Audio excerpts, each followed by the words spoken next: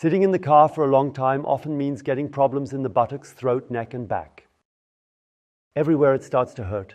I am Roland Liebscher Bracht, and today I will show you again how to survive long journeys, whether in the car or on the train, on a plane, or wherever you are sitting for a long time.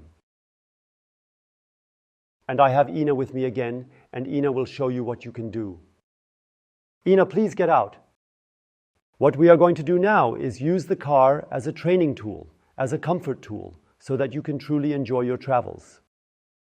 Not only survive well, you must also be able to enjoy it. It should be fun to look at the landscape and take about your journey in a positive way. Ina, take your car as a practice instrument and stand against it. A little closer, a little closer.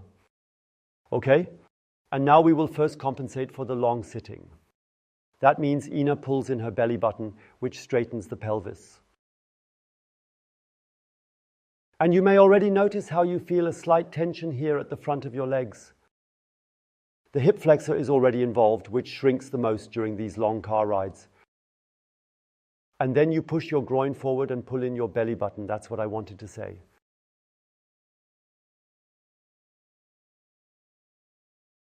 And if you are a bit too close to the car, you take a step back and make sure that you can really stretch out, maybe even with your fingertips. And since we are always stuck in the car and not moving much, we are now going into hyperextension.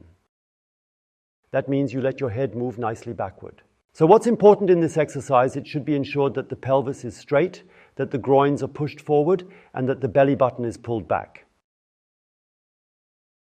And with the head, if you notice that it becomes too strenuous after a while, if you can't hold your head for 2 minutes, then take the head out in between. But keep the rest of your body in the stretch, because this is where the main action against your back pain takes place. And then you can add the head back in after a while, exactly 2 to 2.5 minutes.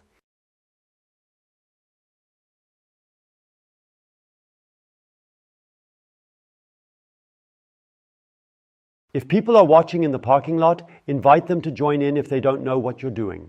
And then come back up, check out how your lower back is already free.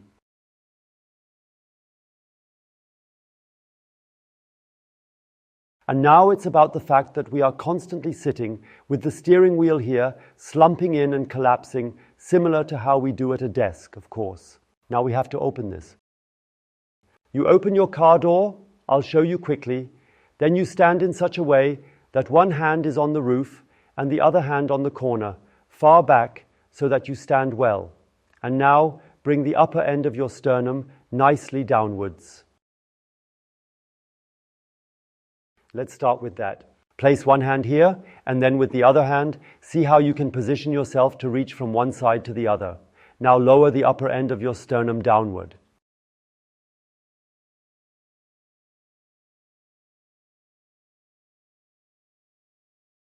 And if possible, look, keep your hand up, don't lower your hand. Stay there, aim upwards and keep going downwards. Now the angle is such that it is at shoulder height. If you now go back a bit, go back and keep your hands where they are, then the angle will be different. Of course, you have to go a little further forward because it gets tighter, and then you'll notice that you can take the angle higher. But you can also push yourself forward. No, leave your hands where they are and just move your head towards the steering wheel further and further in, then you'll notice. You can choose the exact angle at which you feel the most stretch and then increase it again by 2 to 2.5 minutes before slowly coming out. And now we have everything nicely opened up here. We are now free from the lower back, free up here, and now it's just about the focal point. The focal point is, of course, the buttocks, which so many people know, that when sitting down the buttocks start to burn like fire, it becomes unbearable. One then partially supports oneself and relieves oneself just to avoid sitting on its buttocks because it pulls so incredibly. And now we turn it into a trunk exercise. Depending on what type of car you have, sit in the back, come on, let's walk side by side. You can even do it as a passenger and driver together, and then we'll cross one leg over the other. Now lift your leg up here far enough to already feel a good pre-stretch sensation and hold on firmly with your hand. If the trunk is a bit higher, the leg will naturally be angled downward a bit to prevent it from slipping. You need to hold the right leg with your hand.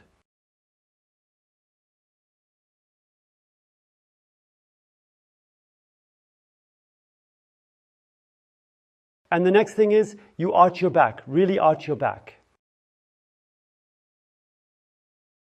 Earlier we wanted to get out of the lordosis, but now you go as far as possible into the lordosis. And when you have a hollow back, then you walk with your navel forward, yes, and then you will notice that it pulls directly into the right buttock, now with Ina.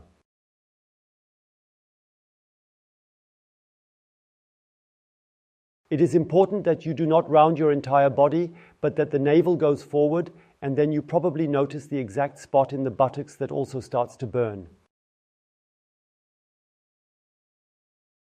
And then you can try to move your trunk a little to the right. No, just with the torso, Ina. You stay seated, everything stays the same. Only you push up here, no, you just push your torso to the right now without moving your legs.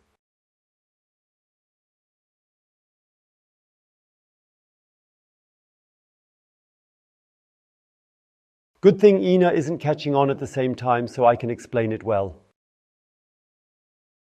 Also, Ina, you now leave the foot where it is, you leave the leg where it is, also the leg where it is, and only move the trunk to the left as if you wanted to. No, you don't turn your head, look, you just make a movement to the left. Look, over here, don't turn, just move a little to the left.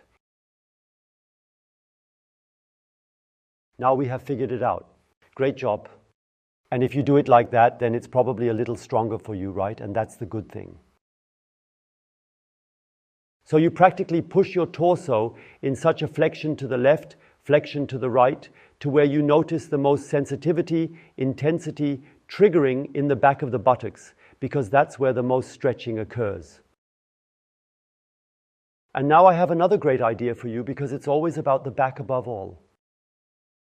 And now that you have arrived on vacation or wherever you have traveled to, you can do back exercises. Feel free to check out our channel. Ina and I say goodbye until next time.